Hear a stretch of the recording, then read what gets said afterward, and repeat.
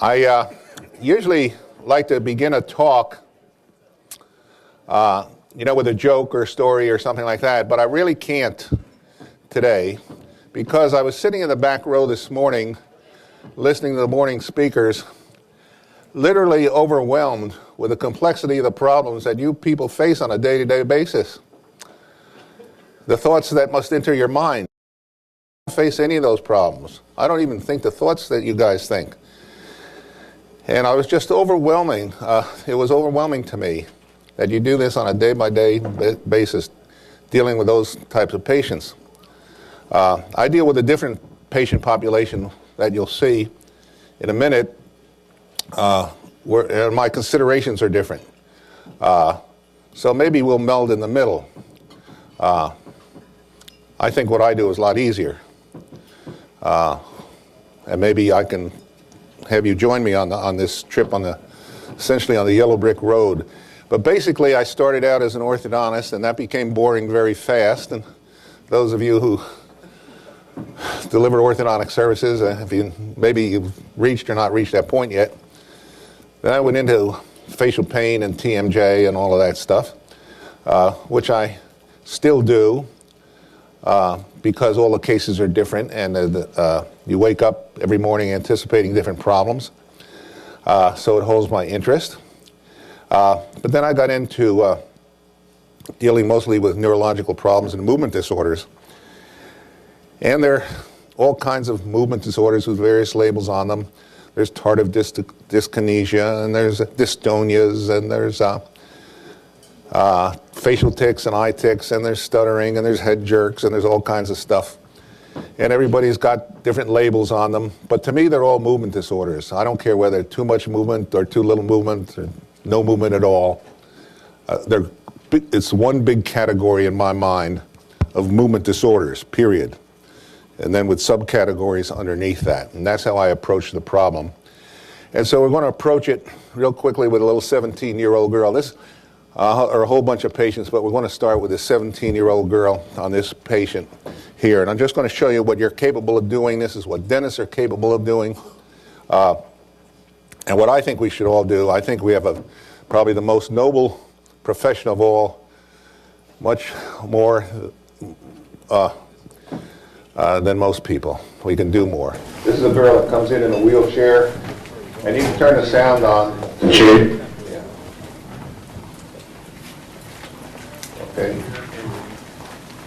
Up a little more, please. Notice this tape goes on that she has been to 33 other healthcare providers, including some of the most prestigious universities and hospitals in the Washington metropolitan area. She has been confined to a wheelchair and told that she would remain therein for the rest of her life. Notice the time. It is 2:37 on June 20th. We are inserting a mandibular orthotic for which we took the impressions of her lower jaw approximately 3 days previous to today. That was the first time we had seen her. We put this appliance in on June 20th.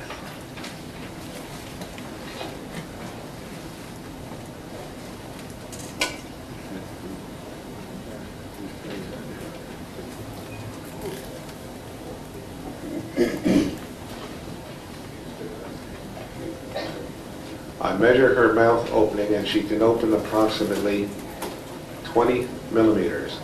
This was the one diagnostic feature that most previous healthcare professionals missed. What I'm telling you there is most of these patients are going to be internal derangement patients. Prior to inserting the appliance, I frequently do some osteopathic adjustments on the upper jaw to give the patient a running start in the response to their treatment. This is particularly true for post-orthodontic patients who have had constrictive type mechanics applied to their maxilla. By this I mean wearing a headgear, extractions, etc.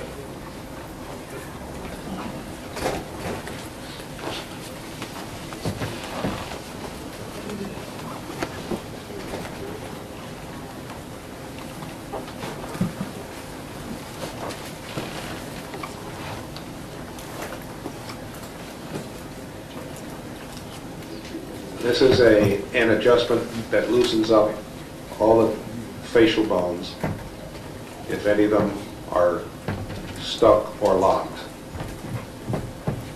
which they frequently are after facial trauma.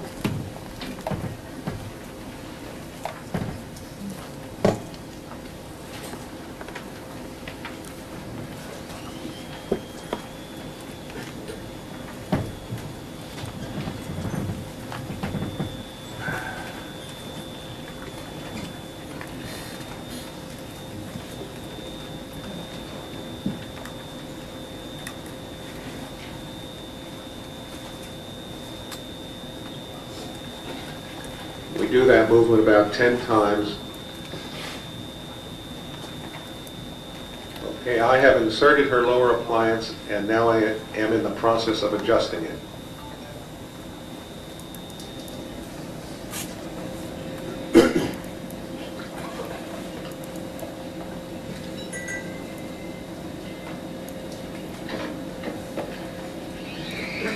We treat these patients in a room with 5 or 6 dental chairs. We batch treat our patients. If we kill one of them, they got 5 witnesses to testify.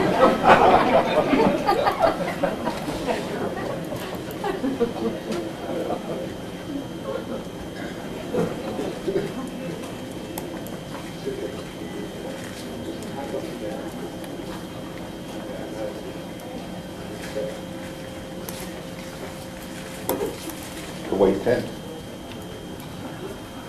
I'm showing the patient here how much it strengthens her upper arm to convince her to wear the appliance all the time. It is an attempt to show her that the appliance will benefit her by increasing her upper body strength. Okay, let's see you get up and get your wheelchair.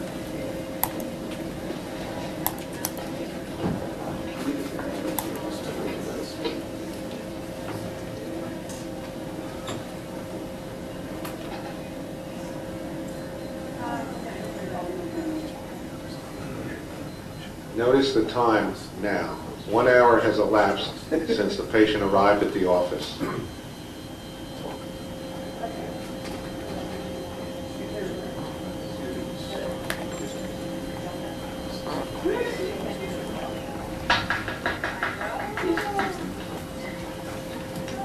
How would you like to do that once in your lifetime? This is the first time she has walked or taken many steps in many months.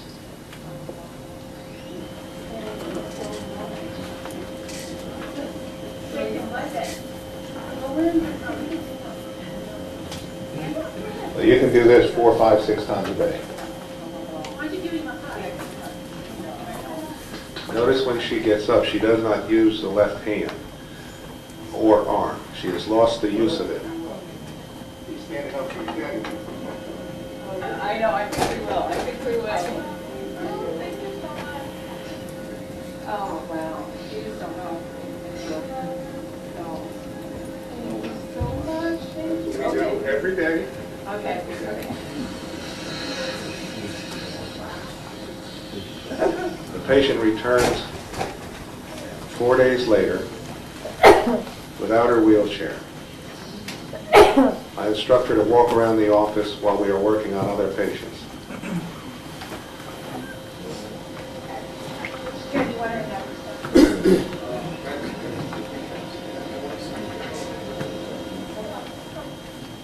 Notice she still does not use the left arm. We are going to insert her upper appliance today.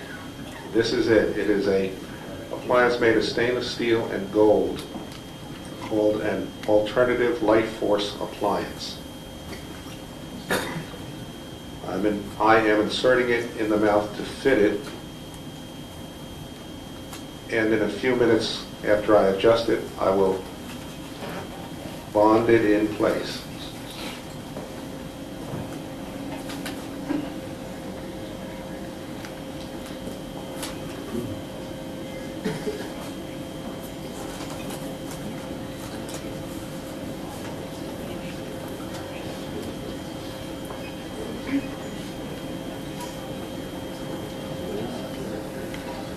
This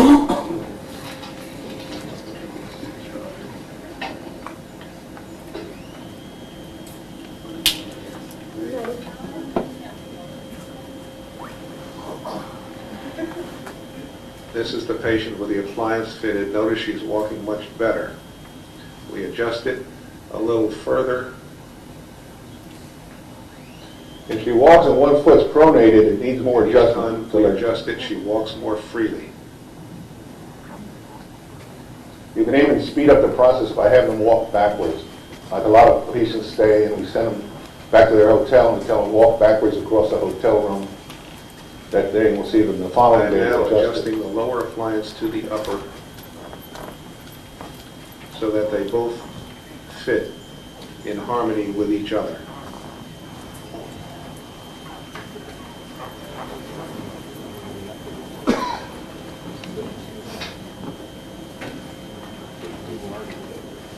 I'm using carbon paper to detect any high spots on the lower appliance that in putting in the upper appliance may have caused.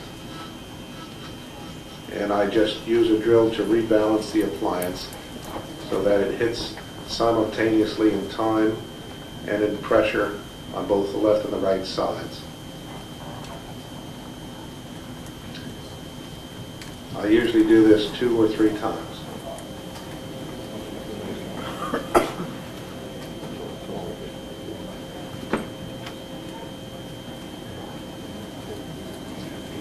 That's my very expensive $35 Walmart drill.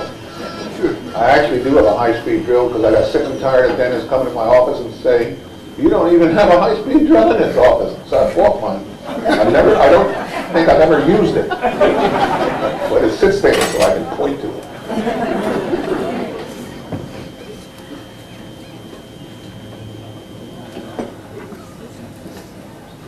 Here I'm just showing the patient the improvement in her upper body strength.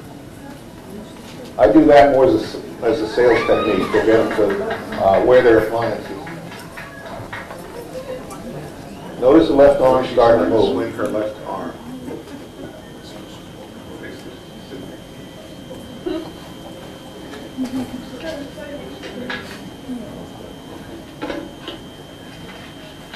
The appliance is being bonded into place now.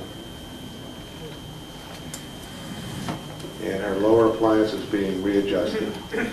Notice the movement of her left arm. Actually, the movement returned within the hour of that appointment. But this is her on her 3-week return visit.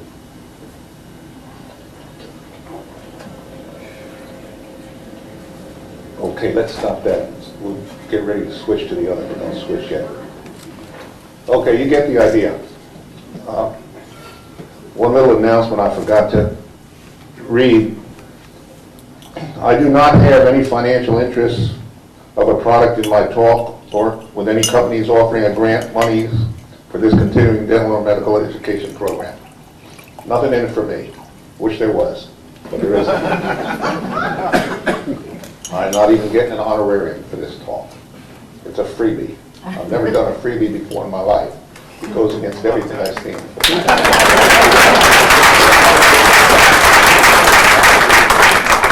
Okay. Yeah, case number 1. I want to talk to Tourette's patients because for some reason I'm getting a bunch of Tourette's patients. The word's getting around. I started 2 last week, for example. Let's stop it for a minute.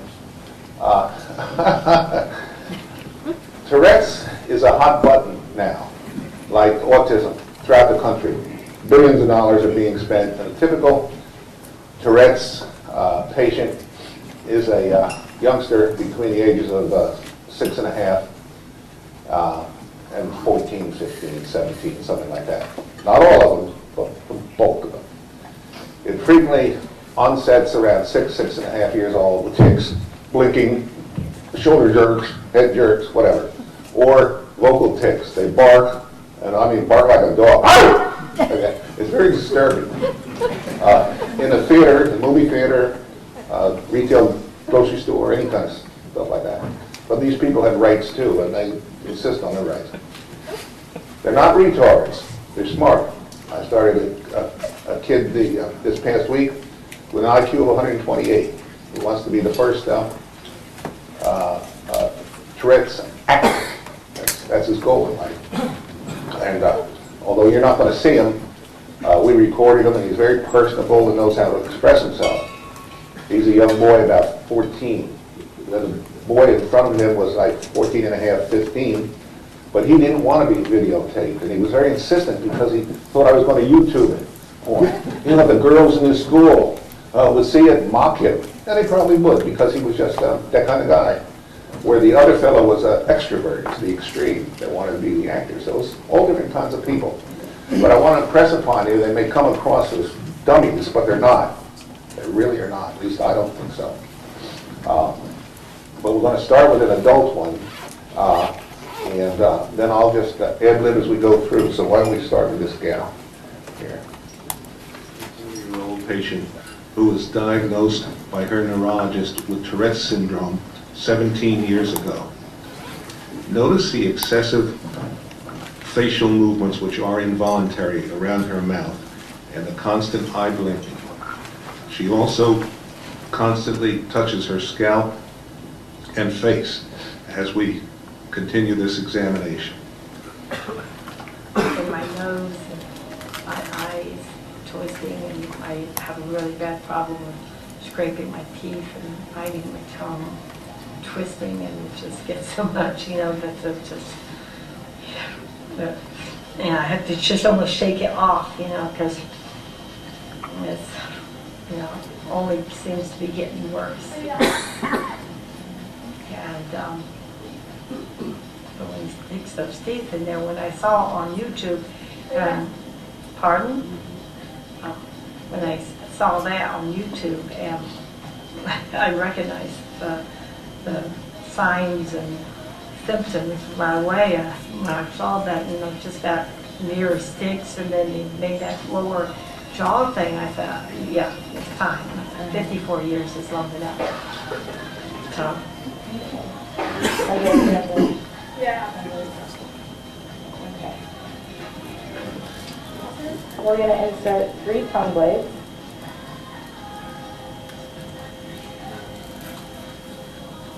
This is an easy way to tell before you begin treatment whether an increase in the vertical dimension will stop their We are symptoms. inserting 3 tongue blades to increase the distance between her upper and lower jaws. Notice that her movements diminish greatly. This gives us an indication that our treatment will be able to help this patient. We want to be like a lawyer. You know, a lawyer never asks you a question he doesn't already know the answer to. We want to not get into treatment unless we know we can pull it off. So this gives us an indication that an increase in the vertical dimension of occlusion will stop her. I feel like there's this, you know, like gives me something, I don't know, like it's opening up my whole face or my whole head. And like, you know, there's something I can control by biting.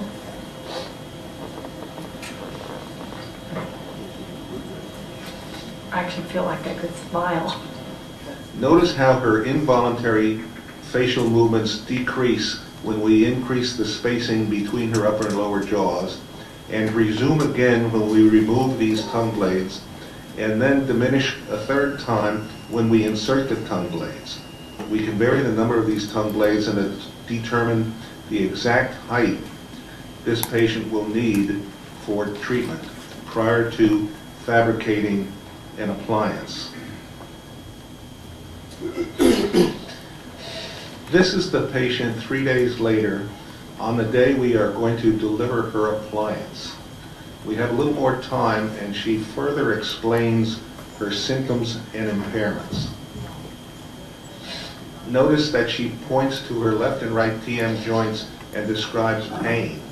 Most of these patients are truly internally deranged TMJ patients, and the dyskinesia symptoms and Tourette's movements are secondary to the TMJ internal derangements. Tell us about this movement problem in your face. What is it that is your main concern? Is it moves all the time. And the clenching of the teeth. and the eyes. The blinking? Yeah, and the blinking, except in the song that I have to blink, there's a song that we play. Tongue movement? Okay. Tongue movement, and like the first 2 weeks of school, you know, this year, I noticed, you know, as I was using, I noticed the pain, right? I was really been noticing the connection between ear pain and this. Okay. And all of a sudden, it's like, it'd be like I go all day, all of a sudden I get this pain. Okay. Okay, good. And it, I mean, sharp pain right there. Okay. Yeah, in that joint right there, connected to the ear. The jawbone's connected to the ear bone, Right. kind of thing. Okay. Well, today we're going to give you your appliance that we've had made for you. We took the impression last time, and we're going to put that in for you today, see if it stops the majority of that facial movement. Okay, this plate down. Okay. Now, is that hurting you in any way? No, Feel good? feels different. Okay. But the tongue's very much feels lifted, Lifted, okay, elevated tongue. almost like it would help with speech too, eventually. And even though in the beginning, I know you're supposed to have a lot more saliva, maybe it will even help with that, and maybe the saliva will go down better. Your throat feel more open? It does feel more open. Okay. We've designed the lingual flange of these What I want you splints to elevate the tongue. While with it, to get used to it for about 4 or 5 minutes, and then we'll come back, okay? And you can finish reading the instructions, so you can't even see it. It keeps that teeth, but I do notice, you know, that I would keep my teeth apart, you know, to alleviate pain, that would Right. help. Okay. But that's kind of hard to do all the time. Right. But this is, you think this is going to be easy for you to wear? Yeah. Okay, good. But you know, have you noticed that your movements have diminished already? Because I can't see my, Well, look in the mirror. That's what I mean, it oh, yes, I do kind of notice that.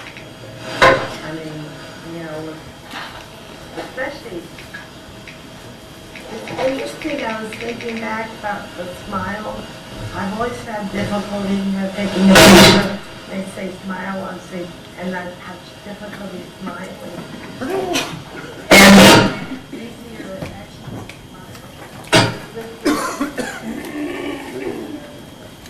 I can actually show my teeth.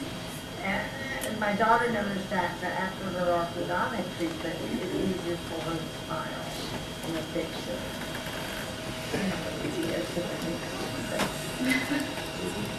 I can show my teeth. And I've never really could show my teeth in a smile, and it's always been nice to walk around, people think, well, smile. I thought I was, and maybe I'm not. Yeah. So, Okay. I even feel like my neck, kind of, and a little bit of weight taken on. Yeah, your head feels less heavy? Yeah.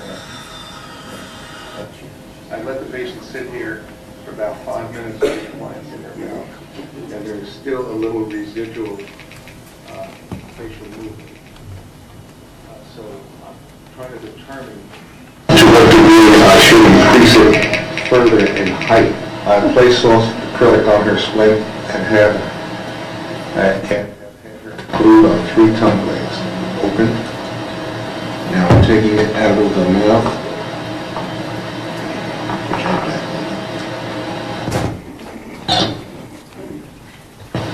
That's 3 tongue blades in addition to the And you original can height see of the fresh acrylic added to the old acrylic of the splint. You get it? Okay. This is the patient after the appliance I can smile. has been increased, the 3 tongue blades in height, and the patient has had it in her mouth for about 5 minutes, no longer. Okay, tell the audience how you feel about it. Well, I can smile. I feel like my eyes are opening up a little bit. My know everything's not going to go right at one time, but my tongue feels higher, my throat feels more open, and I'm just kind of excited to go on the next 3 weeks to see how everything goes. And I'm anxious to not bite my cheek so much, because I always bite my cheek. I always have sores in my tongue where I bite my tongue, and I don't want to have those sores anymore. The patient on her 1 week visit. She received her appliance a week ago and has been wearing it for the past 7 days. Now I want you to tell the audience what you've noticed, what improvements or changes have occurred in the last week. Well, not all my eye ticks were gone, but there was no more pain right here in the jaw joint. I wasn't biting my tongue anymore or biting my cheek. I was unable to do that. So there's no pain there, not biting the cheeks and tongue. That's been a whole lot better. Also, I'm a little bit slower now, more specific with the speech. Even when I'm reading or singing with the children, I'm not touching my nose as much, which was one of my tics. I'm also able to, I have carpet floors in my house, and before, when I would walk barefoot in the house, I was generally doing a toe-to-heel walk.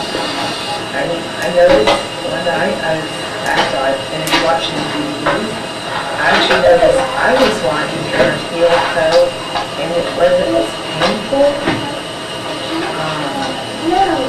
Total sleep problems aren't there yet, but it's been more beneficial than not beneficial. And I'm also eating slower and thinking slower. I'm realizing that, no, I shouldn't have that really munchy stuff. I should cut things up into small pieces. That's helping too. The feet thing really gets me because I really wasn't able to walk here in my house. Just walking around, it hurts, and it's getting easier.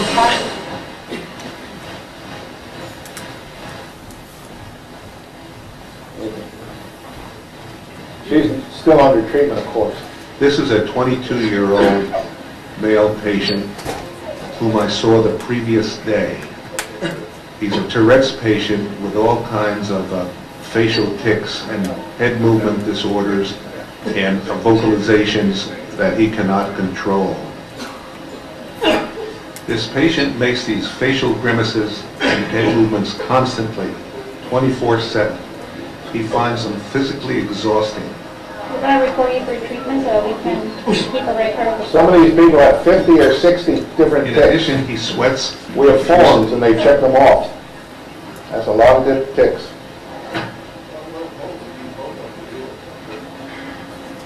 Do you get tired as this happens? Yeah. It wears you out. It wears me out a lot. I'm just tired.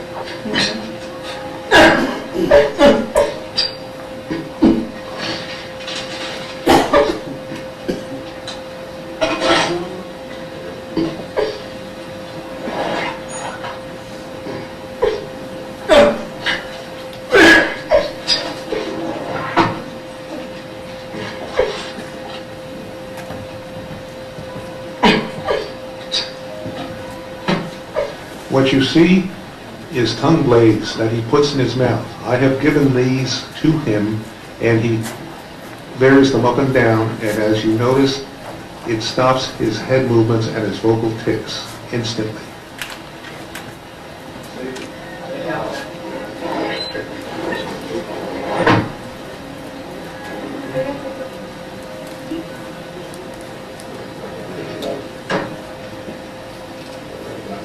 It gives you a breather, huh? So you can relax a little. Can you pause it there? This is the third. We're just showing you these tongue blades. That's not the only way I determine the vertical dimension. But this kid is 22 years old, never had a date, no girlfriend, no sex, nothing. How'd you like to be that at 22? Never had a job, had to drop out of school because what they do is they can't read. His specific problem was that there was a paragraph in a book. They read the first sentence, and they keep circling that first sentence around and around and around, like 200 times, 300 times. They never get out of the first paragraph. So the other kids mock them and all, and they miss school and so on. And then they go try and get a job, and he can't get past the employment test. Well, 6 weeks after we treated him, he had a job offer for a police force, for the local sheriff's department, or a deputy sheriff, give out traffic tickets, I guess. And he went down and passed the physical and the running and the climbing and the jumping and all that stuff. It was a 3-day exam. Passed the shooting part, because he was a hunter and all that, but failed the written. Couldn't pass the written. Didn't have the background for simple English. And it's too bad. And that's a long-term effect on these kids. But I remember what I was going to say last time I paused this. The bulk of these things onset at 7.5 years old. Can you figure out why? 6.5 even. That's when they lose their teeth, don't they? Now the medical profession never thinks of that. We never think of it. So the medical treatment, as you may or may not know, is prolonged psychotherapy. 1, 2, 3, 4, 5 times a week. Hit mommy and daddy in the wallet. Strong medications. And if they get a 10 or 15% improvement in a year, they consider it a highly successfully treated case. Look at what I did. Isn't this great? As you can see, we can stop all of this stuff in seconds. 10, 15 seconds is a long time. The reason is we're not dealing with disease. There's nothing diseased about these kids. There's no infection causing this stuff. We're dealing with reflexes. You know, electrons that flow 180,000 miles a minute or a second, however electricity goes.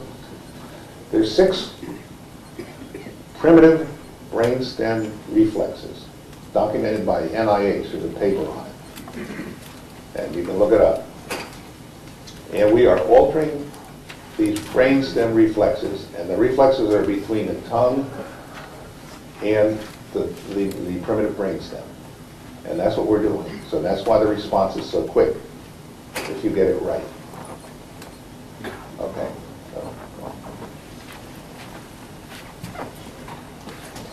Day since I have seen the patient.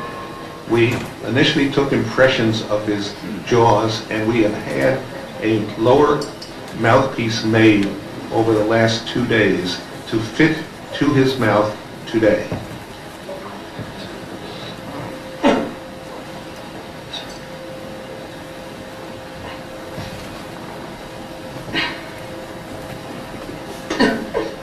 Now he's a smart kid. See, he takes the tongue blades and made a little device, which you'll see close up in a minute, in his left hand. And you can feel you're more relaxed, right? Yeah. I'll start sweating. It is a workout. Yeah, it is. But something, you know, kept smashing it on. You know, I can feel a little bit Some of warm. the height, yeah. Well, yeah, with something else smashing on real quick.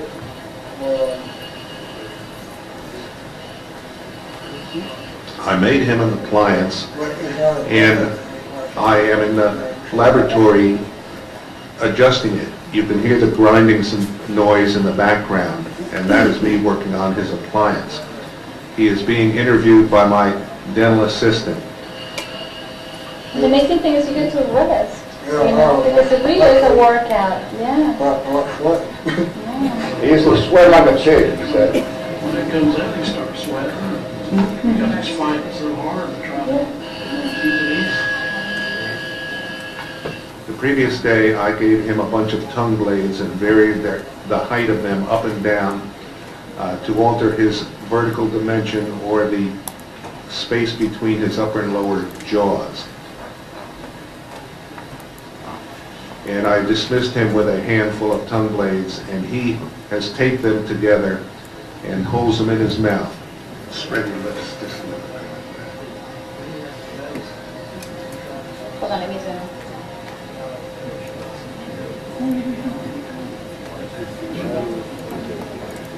So I'm putting in a splint here. The patient is closing down on soft acrylic that the assistant has mixed up and applied to the splint. He will close down until he reaches 11 millimeters on the ruler, which is the height of the tongue blades I previously measured that the patient arrived at by wearing them and adjusting them up and down the previous day and evening. This is the height at which he arrived at which his symptoms were totally gone. So this is going to be our starting point at which I will construct the splint. And from this point, I will vary it up and down at future appointments. Actually, you can see I made it a little more.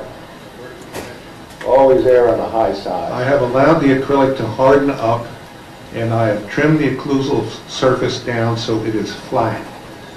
This is going to be essentially what is called a pivot appliance. It is going to have one-point contact on either side with a lingual cusp of the maxillary first molars occluding with a flat table of the lower appliance. We are going to rebalance the lower appliance so that he occludes simultaneously in time on each side and with simultaneous pressure on each side. Notice how his vocal tics stop instantaneously. And that's all there is for today's appointment. It's that simple. This is the patient as he returned 12 days after the insertion of his lower appliance. Notice the absence of his presenting symptoms, the facial tics, the vocal tics, the head movements, etc. Tell me what the difference has been in those 12 days.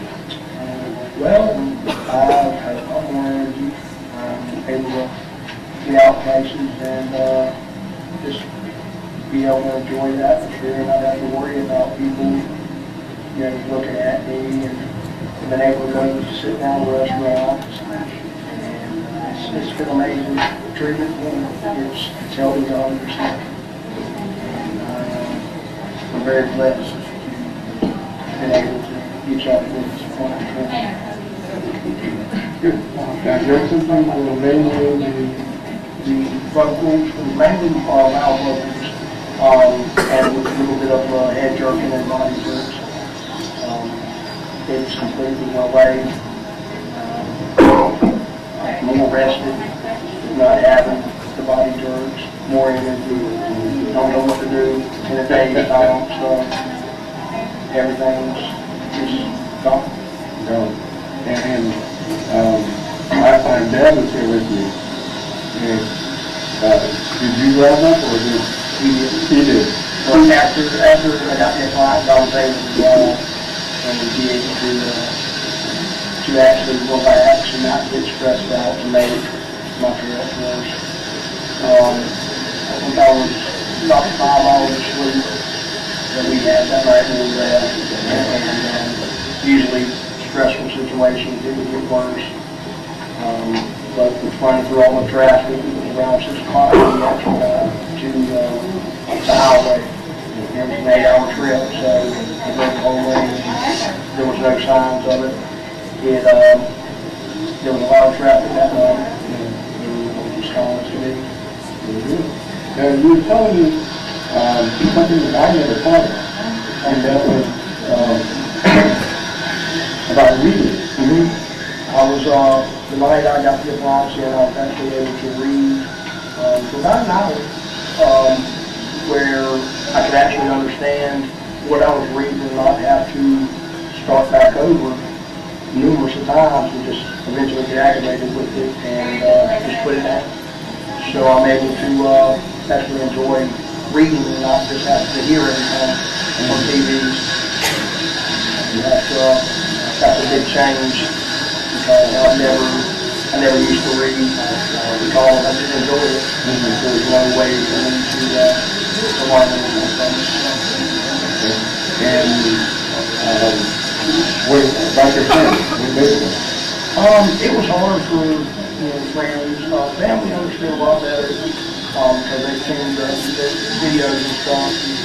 But with friends, it was the day after I got back was pretty much a day of demonstration to let everybody know how it worked. And I had a lot of people that was just denying that this was life that helped so much. But then it was basically a demonstration day, and the whole day showed everybody. So they eventually came to realize that it was their mistake. And how about the severe sweat? Yeah, had a lot of sweating. When I get into quiet places, it makes me nervous, so I try to suppress it a little more. Eventually, it would just make me sweat, and eventually it just make it worse and have to come out anyways. And now, there's no sweating. Got some dry clothes. Ain't got to worry about finding a place to dry off. So it's helped out a lot too. And with the loud vocals, sometimes I would be worse because of yelling out. Had a lot of neck pains, back pains, and they're gone. I'm actually able to sleep for 15 minutes, go to sleep within 15 minutes compared to an hour and a half, and sometimes more. It just depends on how stressful that day was. But now it seems like I can have all the stress in the world and I still get to sleep within 15 minutes. So, yes, it's amazing. Your dad was saying he doesn't have to wear hearing aids anymore. Yeah, I'm actually, with being quieter, his hearing came back, so that saves some money. Have to get some hearing aids before too long if we get this corrected, so helped out. And last one, how did Mom do?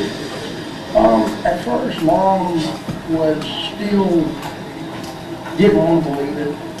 It took about a day to her to finally realize that it was gone. At first, I think it was more of a shock to her than just not believing. And it took about a day or so to set in, to realize that it was actually gone.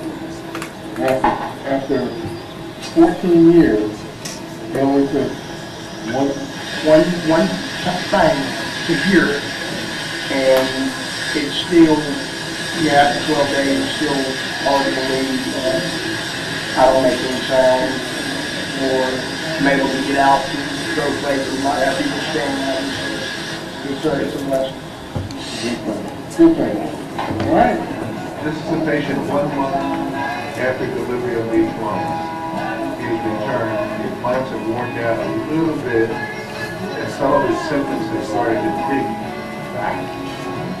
What he'll describe in his own words the improvement he has experienced in the past 30 days. So why don't you tell him what's happened in his experience? Well, in the past 30 days, I've had all of my symptoms gone. I felt my jaw actually shift forward, my lower jaw shift forward, and that's when I noticed the symptoms started coming back a little bit. And I figured I'd have to get it built back up. And now, since I've got it adjusted, I don't have any feeling whatsoever. And you've been offered a job in law enforcement? Yes, I've been offered a job every Wednesday for a training, for a law enforcement job. And hopefully that'll go well. I've really got experience in any kind of job working with the public, so it'll be a lot different. Let's stop it. Tell us about people that do you be and other people, friends. Don't start the next one. Okay. Now,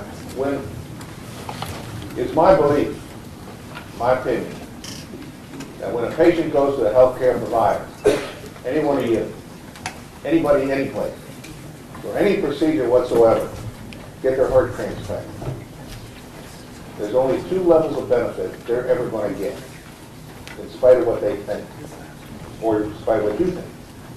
And that is they're either going to get symptomatic relief, but the prime cause is not fixed, and it's like a snake coiled in the grass, ready to bite you. Or the second level is symptomatic relief, plus the prime cause of the problem is fixed, and they're no longer tethered to a person in the healthcare system.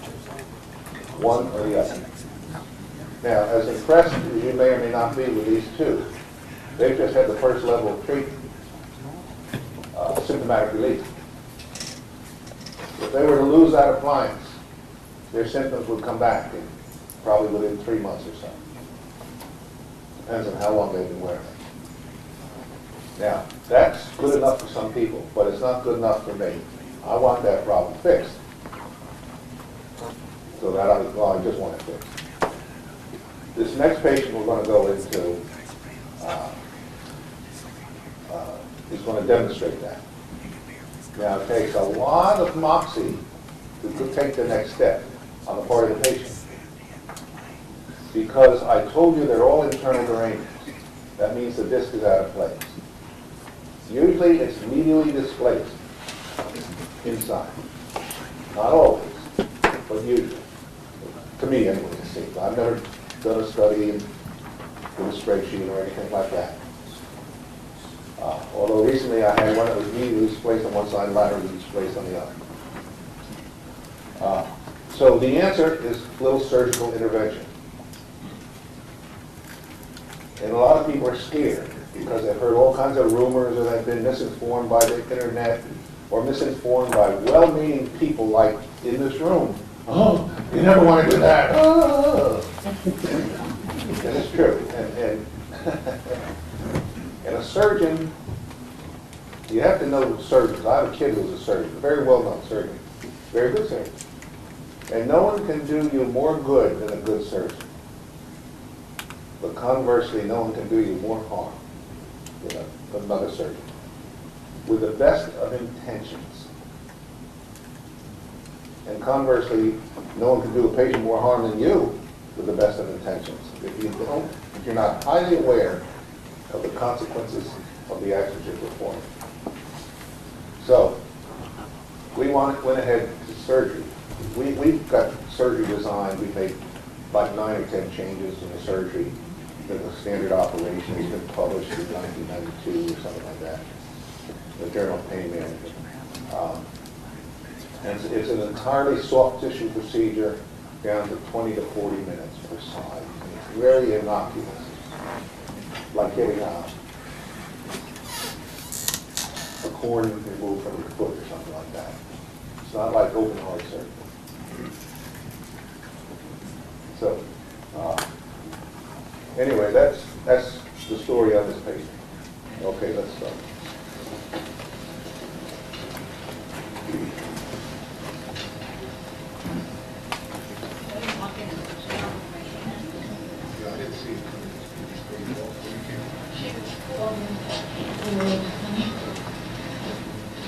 And they all walk funny, don't they?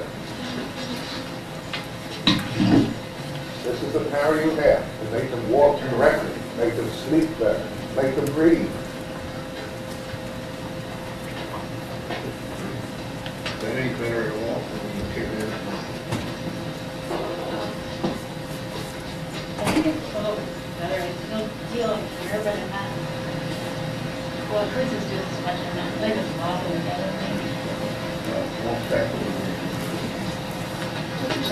Many of these patients also suffer from low back or sacroiliac pain. This is due to sustained muscle contraction in this area.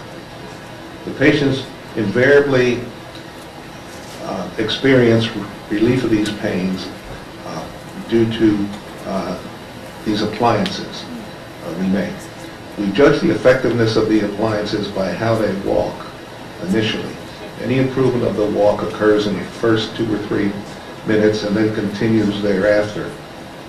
And it gives us an idea of whether we're on the right track in the treatment of these patients.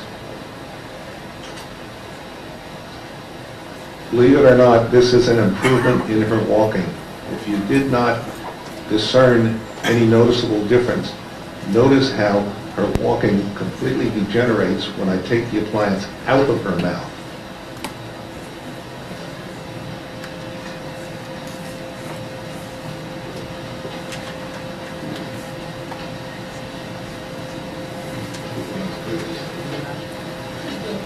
Shake here.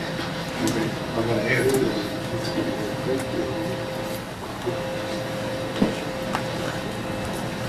Notice her hand coming down too.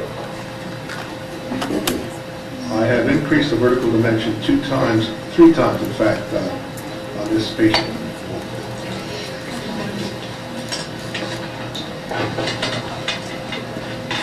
You can see me out of the chair a lot easier.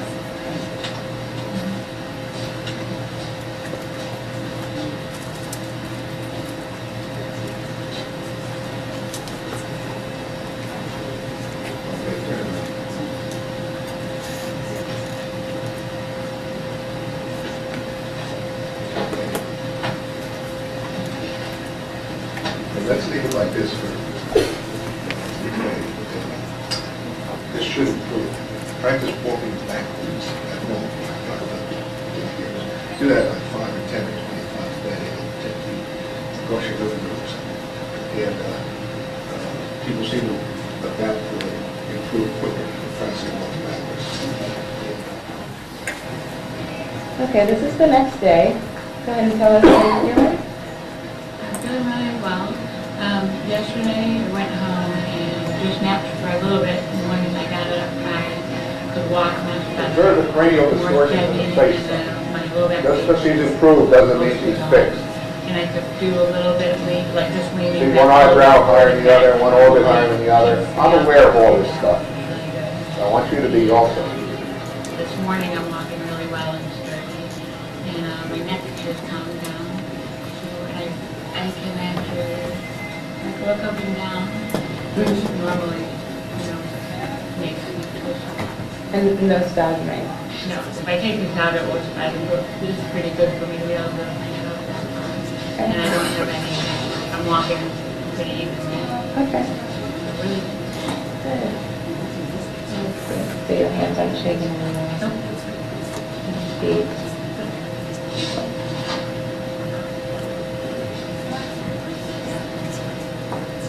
Hold my hair back up. Okay, good. Keep in mind that these results were obtained within 24 hours of her initial appointment without the use of medications or psychological therapy to suppress her symptoms. We are trying to treat the prime cause of her symptoms, which will be revealed to you as we go through this DVD.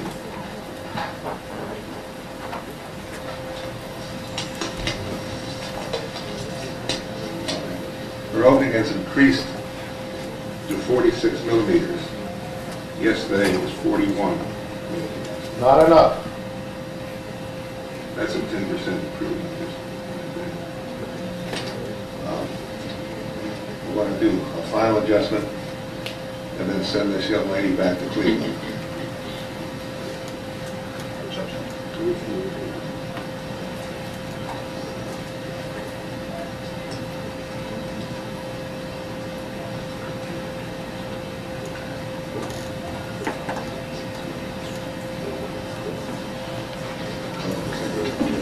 This is the final slit configuration.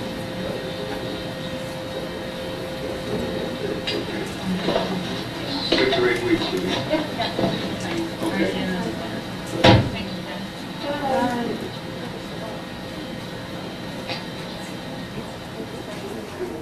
Remember her initial appointment when you saw the MRIs hanging on the U box?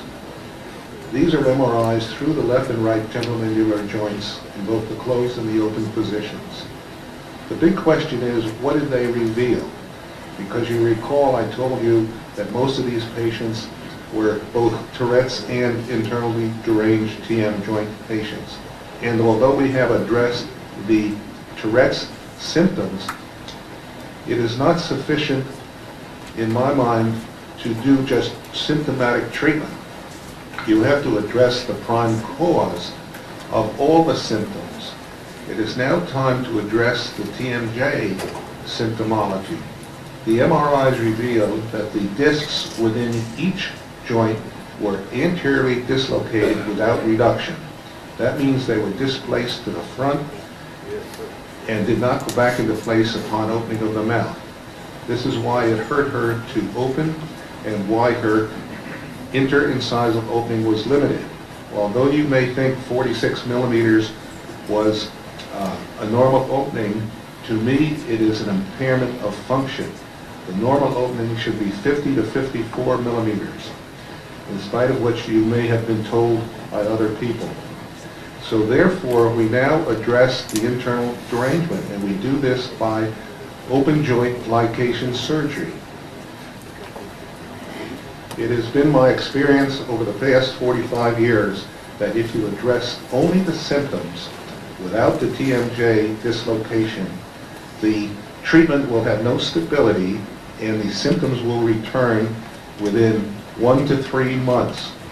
Therefore, to provide long-term stability in the treatment of these cases, we must get the left and right displaced TMJ discs into their normal anatomical position in such a way that they stay there. And we do this through left and right open joint TMJ plication surgery. Those of you who are healthcare providers should know that it takes a very courageous patient to proceed with this step of TM joint surgery, because they have experienced such an improvement in their symptoms that they are afraid that they will risk losing this improvement if they go on to this additional treatment. To me, this is an irrational fear. It will only improve them if the surgery is done correctly. That means that you must pick the proper surgeon, because all surgeons are not alike, even though they think they are. Secondly, there are two enemies the patient has. One is their immediate family, who fights against them tooth and nail by saying, oh, Dr. Stack is too far away, oh, he doesn't accept insurance, oh, he costs too much, etc., etc. And the second one is their local healthcare providers, who have usually failed in all previous treatment, but thinks that any treatment that anybody else does will not work. So they caution the patient to not deviate from what they suggest or to continue with their failed procedures, etc. And you will have these hurdles to overcome. This is the patient 3 days post-surgically. She had a left and right open joint plication procedure. I reviewed with the patient what her presenting symptomology was, and she's going to tell you the improvement. I feel great. I'm surprised at how great I feel I can move without trembling, and my back and my neck are not hurting. I can do the opening of my mouth without trembling. When Dr. Stack was just measuring me and I, taking my implants in and out, my head wasn't shaking, my arms weren't quivering, and I'm not in pain. I've been in pain for a very long time, so I don't even know how to explain it. It's really wonderful. Do you want to listen? You had trouble walking, I right? had a lot of trouble walking. Okay, why don't you get up and walk out there and back? I can get up and down without using a cane or a walker.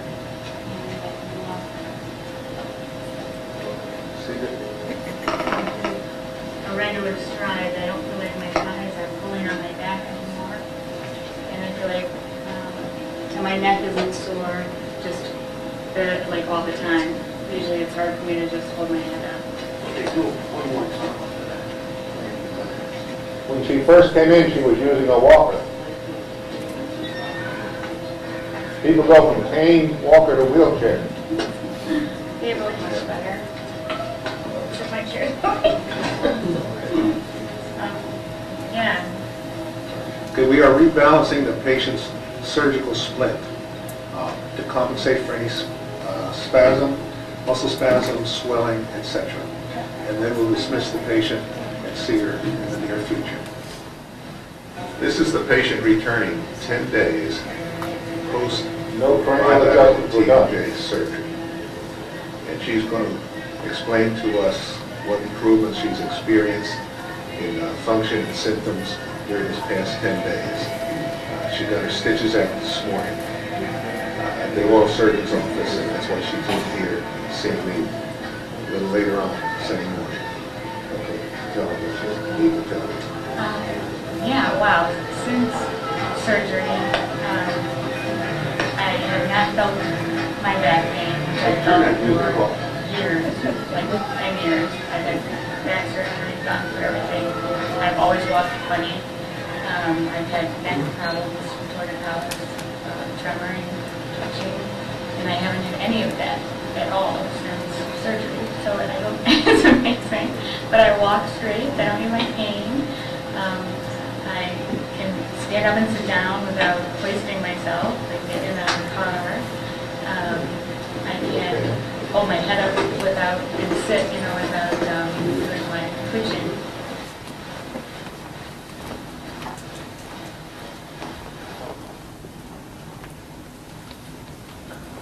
Okay, that's it, guys. Now,